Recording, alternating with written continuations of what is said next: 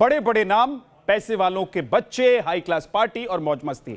इसमें बस एक नाम बाकी रह जाता है और वो नाम है ड्रग्स का। ऐसी हाई क्लास पार्टी को नशे की खेप के बिना पूरा नहीं माना जाता।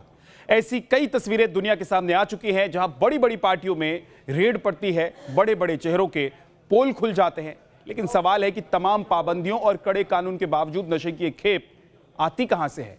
नशे का ये काला कारोबार देश में ऐसा मकड़जाल फैला चुका है कि इसे तोड़ना आसान नहीं है। दुनिया के तमाम मुल्क इस मुश्किल से आज तक निकल नहीं पाए हैं। यूएन की रिपोर्ट तो कहती है कि दुनिया में नशे का यह कारोबार करीब 400 अरब डॉलर का है, जिसका एक बड़ा सेंटर अफगानिस्तान भी है, जहां तालिबानी शासन के बाद नशे का यह काला कारोबार तेजी से फैलने लगा है।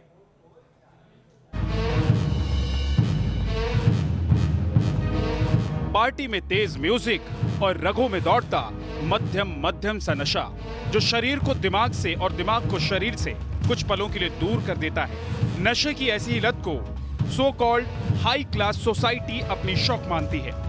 मुंबई, पुणे, बेंगलुरु और दिल्ली एनसीआर समेत कई कॉस्मोपॉलिटन शहरों में ऐसे ही शौक को पूरा करने के लिए न जाने कितनी ही रेव पार्टी की तस्वीरें दुनिया के सामने आ चुकी हैं, जिन पार्टियों में रईसजादों का मजमा लगता है और कानून को धुएं में उड़ाने का खेल बड़े ही चोरी छिपे होता है। लेकिन सवाल है कि ऐसी रेव पार्टियों के लिए नशे की खेप आती कहां से है। कड़े कानूनों के बावजूद नशे का ये काला कारोबार बढ़ता क्यों जा रहा है। इस नशे के कारोबार के कई रूट्स हैं। पाकिस्तान से लगता पंजाब का बॉर्डर, पाकिस्तान से ही लगता जम्मू का बॉर्डर, जहां अमूमन नशे की खेप पकड़ने की खबरें आती रहती हैं। और तीसरा सबसे बड़ा रूट समंदर का रास्ता, जिसे ड्रग्स तस्करी का सबसे बड़ा जरिया माना जाता है। इवेंचुअली जो बड़ा जो माफिया है, जो इसको ऑपरेट करता है, जो कार्टेल है ड्रग को ऑपरेट करने वाला, वहाँ तक तो बहुत बार लोग पहुँच ही नहीं पाते। अभी आप 21,000 करोड़ रुपए की ड्रग्स पकड़ी गई, जो उसका एड्रेस दिया गया वो ऐसा दिया गया जहाँ पे जिस आदमी की 5,000 रुपये की औकात नहीं है। तो हमेशा किसी न किसी को सामने रख के ये काम किया जाता है। पिछले महीने ही देश में ड्रग्स की इतनी बड़ी खेप पकड़ी गई जिसका अनुमान तक लगाना मुश्किल था। गुजरात के मुंद्रा पोर्ट पर नशे की एक खेप टेल्कम पाउडर के नाम पर लाई गई थी।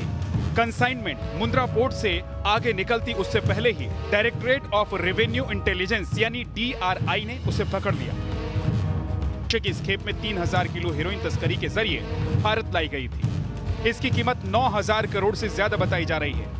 नशे का ये पूरा कंसाइनमेंट अफगानिस्तान से ईरान और फिर ईरान से समंदर के रास्ते इंडिया भेजा गया था। इस मामले में 2 अफगान नागरिकों समेत 5 लोग गिरफ्तार किए जा चुके हैं।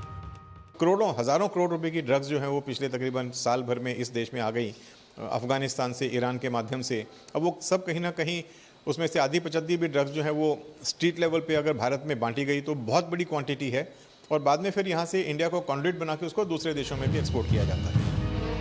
सूत्र तो ये भी बता रहे हैं कि इसी साल जून महीने में भी ड्रग्स का एक बड़ा कंसाइनमेंट भारत पहुंचा था, लेकिन इसका इनपुट नहीं मिलने के चलते ये कंसाइनमेंट जहां पहुंचना था वहां पहुंच गया।